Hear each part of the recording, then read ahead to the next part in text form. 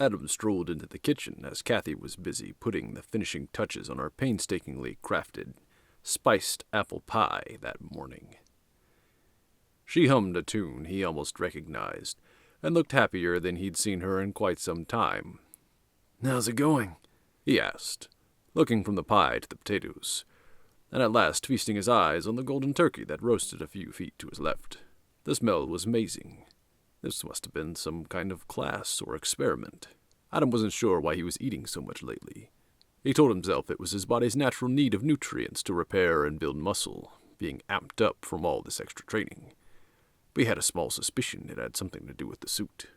Whatever the cause, he was ravenous, and so focused on his hunger that he barely heard Kathy's answer. "Adam?" He turned to see Kathy smiling up at him as she closed the oven door. "This is supposed to be for dinner, but you look hungry," she said. "Want a plate?" Adam laughed. "Is it that noticeable?" "Here." Kathy handed him a roll and set herself to the task of filling a plate with hot Thanksgiving favorites. Adam made quick work of the roll. It tasted great, but only served to double his appetite. He grabbed the bag of marshmallows that was presumably lying in wait to become the sugary crust on the sweet potatoes that were still in the oven. Eating them by the handful, he scanned the kitchen. He needed more. "Whoa, easy there." Kathy laughed and handed him the filled plate. "Here you go." With hunger and the suit driving his actions, Adam snatched the plate. Kathy could only watch in stunned confusion as her friend engulfed the meal and went for seconds. "Why am I so hungry?" Adam thought, with growing irritation as he gobbled another roll. "I need more." Adam almost wondered if he was thinking that, or if the suit was somehow starting to communicate with him. His stomach growled, and he shook off the notion. All that mattered in the moment was getting the food he needed, and getting it fast. The blender. Of course. He even used protein shakes to support his muscle growth and get fast calories while training. Adam loaded a third plate and, ignoring the shock on Kathy's face, pureed its contents into a lumpy soup. He gulped it greedily. I gotta admit, kid, that was pretty tasty," he said without turning around. "I guess you really are good for something." Kathy stared at the back of his shirt, as if willing it to explain what she'd just witnessed. She'd known Adam to be hungry at times, and even to eat a lot, but he usually kept his cool, and he was never so rude. You're welcome," she said in response as the oven timer brought her back to her duty. She looked at the near-empty bag of marshmallows and tried to determine if it was worth it to garnish the casserole with the remaining 12.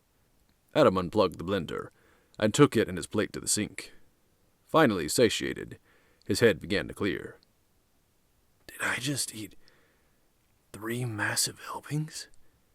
he asked himself as he rinsed the plate. "Did I really just put all Kathy's hard work into a blender?" He looked around and surveyed his handiwork. A near-empty pan of rolls, a half-eaten dish of corn pudding. He looked at Kathy, who had decided to forego the marshmallows and was resetting the oven timer for the pie. A pang of guilt wafted through him. How could I have acted like this? Who cares? Was that him thinking? Of course, who else could it be? Kathy's fine. She'll forgive me. Adam nodded in agreement to himself. But she works so hard. But she did make it for me. Yeah, that's right. Adam agreed with himself again. It was for me. Who's she to judge how I ate it? I complimented it, didn't I? But again his thoughts went to what did all this mean? Was it the suit? Was it affecting him that much? If so, what all had it been affecting? What was the reach of its effects? What were the effects, for that matter? And the outfit, the suit, it could change. Later, Adam stood in the center of a training square, swinging a massive mace. The sweat dripped off his nose. His muscles rippled at every swing. His mind focused almost to a hypnotic state. Much to his surprise, and oddly his unfrightened acceptance, the suit was real, and the dream was also. But instead of worrying about it, he decided to see where this would go. After all, it may have played into all the enhanced athletic ability he had experienced. Think of all the good he could do with this, and at the very least, the ease of clothing changes. He heard the keys tapping in the next room. He set the mace down and walked into the next room to see Kathy at the computer again, going between the various crime reports and activities the hacked police servers were showing, as well as what the bugs were picking up.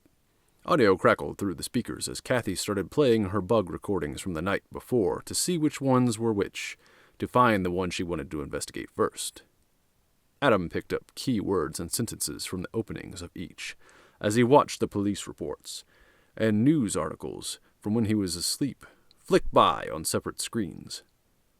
The news and more showed on various monitors, and his eyes flicked back and forth, looking at each, and then stared ahead, viewing them all and taking it in, and saw the screen flick by with all the data reports and the names and the files and a fighting club.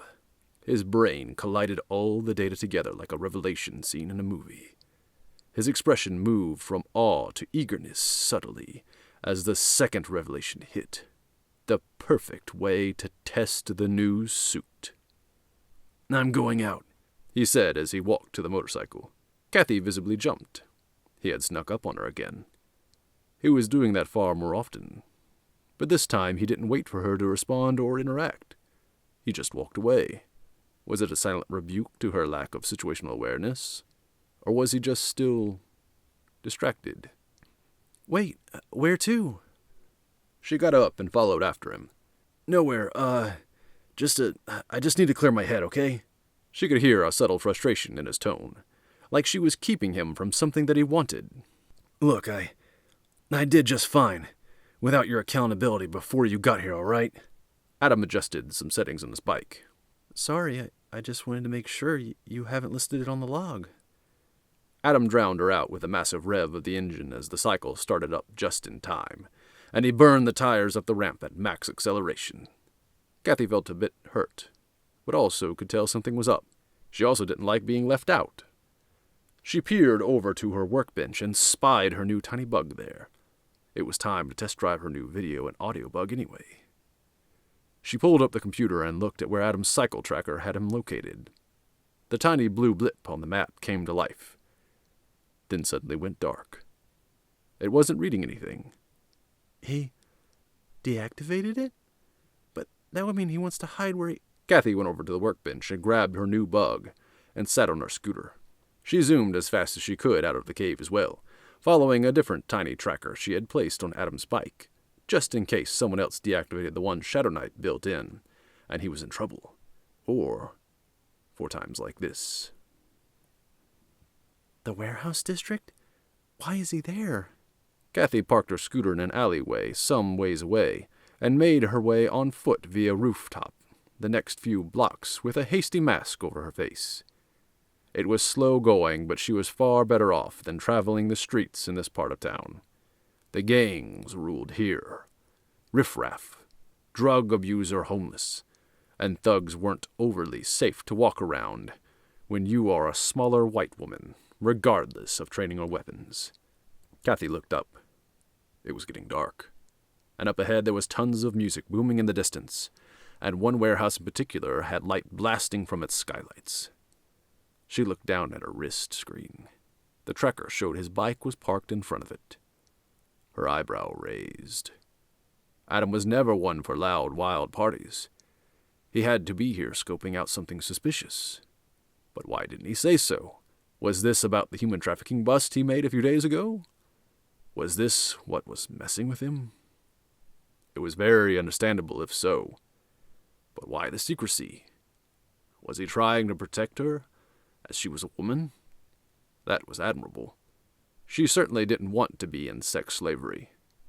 But all this was speculation. It was time to see for herself. She landed on the warehouse roof, and crawled up to the massive skylight, and placed her bug on the glass and peered in as well. It was a massive arena. Ladies and gentlemen, scumbags and jerks of all criminal records, welcome again to Blood Battle! We have a special treat for you tonight, a new contender, young new blood to see spilt in the arena. For you super risk takers wanting to quintuple your earnings, place your bets now!